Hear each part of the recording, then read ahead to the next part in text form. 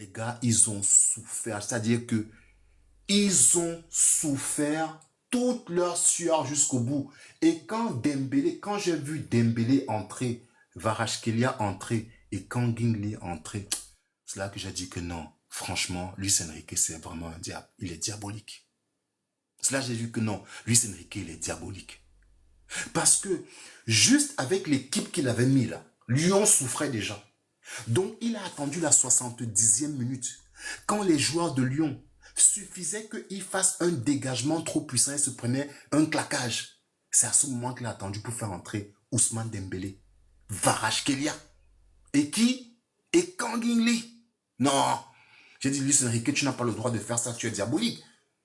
Tu es diabolique. Mais c'est là que tu dois, franchement, c'est vrai, hein, tu dois féliciter l'héroïsme des joueurs de l'Olympique Lyonnais.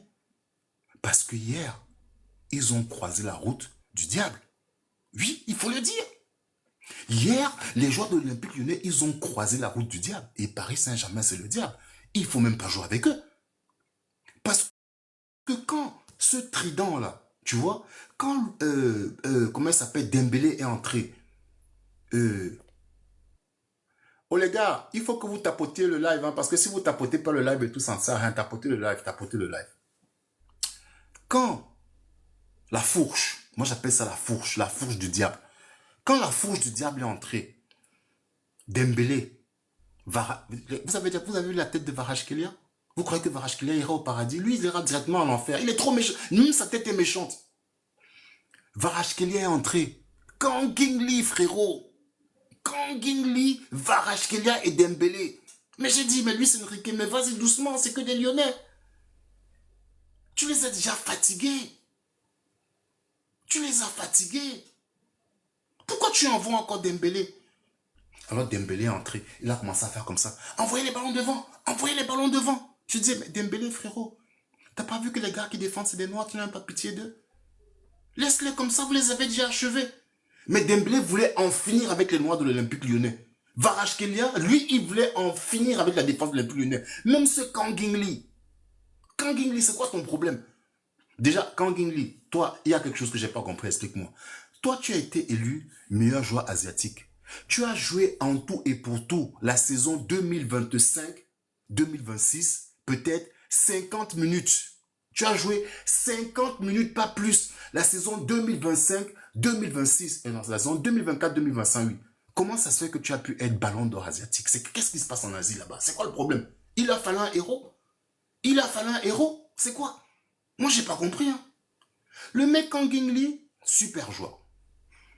Sa place sur le banc de touche, non, il ne la mérite pas. Mais il est dans une équipe où Luis Enrique sait qu'il faut mettre des fois au bon moment pour faire la différence. Donc, Kangin Lee, on sait que c'est quelqu'un, bon, quand il entre, ça percute. Et il faut rappeler quelque chose qu'on n'a pas dit.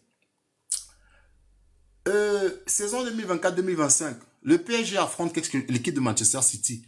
Vous vous rappelez de tout le travail que Kangin Lee avait abattu en première mi-temps? Vous vous rappelez du travail qu'il avait abattu, Kangin Lee?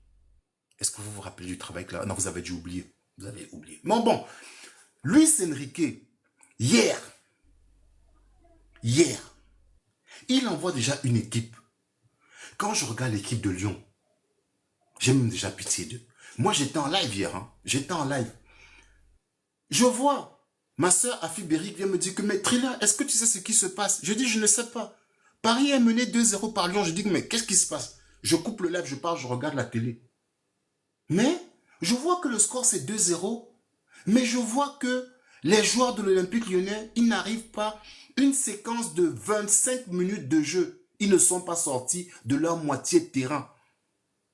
J'ai dit, mais c'est quoi cet enfer?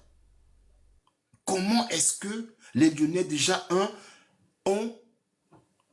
Nouma demande si j'ai la télé. Eh frérot, j'ai une télé frérot quand même. Ah, toi aussi frérot. Ah, toi aussi. C'est quoi ton problème? Donc, je me dis que, mais, comment est-ce que Lyon a fait pour marquer 2 buts à Paris? Ils sont passés par où? Ils sont passés par où pour marquer 2 buts contre Paris et je les vois souffrir comme ça tout le match? Donc, je me dis que c'est pas grave. Peut-être que Luis Enrique, il veut faire un geste à l'Olympique Lyonnais parce que, comme il y a un peu des différends entre Paris Saint-Germain et Marseille, Peut-être qu'il veut avantager l'Olympique Lyonnais parce que, comme il sait que, même si l'Olympique Lyonnais le gagne, comme il sait que l'affaire est déjà elle est déjà conclue avec des matchs qu'on a reportés contre Nantes, avec des matchs qu'on a reportés contre Lens, et qu'entre-temps, il connaissait les résultats de tout le monde. Bon, voilà, ils vont laisser l'Olympique Lyonnais gagner ce match. Mais je vois que Luis Enrique, à un moment et tout, son orgueil le rattrape. Son visage est tout rouge. Je dis que mais Luis Enrique, c'est quoi? Je vois Luis Enrique en train de faire une crise d'urticaire et tout, en plein live télé. Mais je me dis, mais non, purée, il faut que quelqu'un... il faut que quelqu'un essaie. Non, mais je dis quoi? 70e minute, Luis Enrique, il fait entrer 3 joueurs. Les 3 joueurs les plus dangereux de Paris, frérot. Non. J'ai dit que non. Les plans ont changé dans la tête des Parisiens. Ils se disent que non. Si ils perdent ce match, Thriller va ouvrir un live et Thriller va leur mettre le pressing. Donc lui, c'est dit que non, non, non, non, non. Thriller, c'est un enfoiré. Il faut que j'envoie mes meilleurs éléments pour qu'on égalise au moins.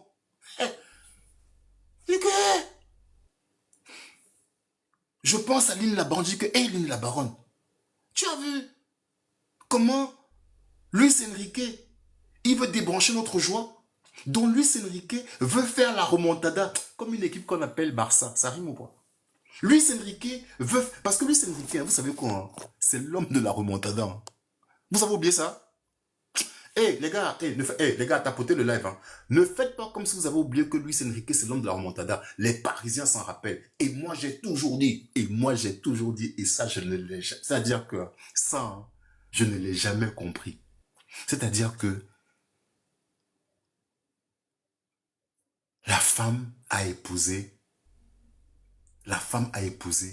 le mec qui a tué son mari.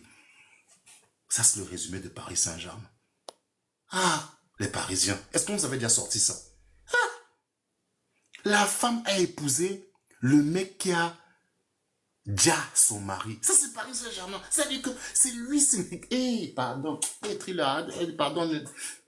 Est-ce que vous vous rappelez du match que Paris Saint-Germain avait perdu 6 contre 1? Mais c'était qui le coach de Barça? Écrivez le nom, écrivez le nom. C'était qui le coach du Barça lors de la remontada Barça-PSG? Écrivez son nom là, s'il vous plaît, pardon, qu'on avance un peu là. Vous connaissez l'histoire du football. Après, vous avez dit que je mélange tout. Je ne mélange pas tout. Je rafraîchis juste la mémoire parce que tôt ou tard, on sera tous Alzheimer. Donc, commençons à faire ce travail pour se remémorer des grands moments du football. C'était un grand moment du football. Bon, pour ceux qui ne savent pas, Luis Enrique est l'artisan de la remontada la plus retentissante de toute l'histoire du football. Et c'est pour ça que je dis que la femme a épousé l'homme qui a déjà son mari sous ses yeux et sous le regard de ses enfants. C'est pour ça qu'on vous dit que non, la femme, non, il faut se méfier des femmes. Il faut se méfier des femmes. Lynn la Baronne, est-ce que je mens? Lynn la Baronne, est-ce que je mens qu'il faut se méfier de la femme? C'est-à-dire que, comment est-ce qu'une femme, ok, un homme vient déjà son mari devant elle, sous ses yeux et sous les yeux de ses enfants, elle épouse l'homme là. Ah, Paris Saint-Germain, comment vous avez pu faire ça? Comment vous avez... Paris Saint-Germain. Les gars, j'arrête. Les gars, vous savez quoi? Je vais arrêter le pressing pour l'instant. On en garde pour plus tard encore. Tapotez pendant 5 minutes le temps que je mange ma clémentine, s'il vous plaît. Tapotez le like pendant 5 minutes le temps que je mange ma clémentine. Pardon.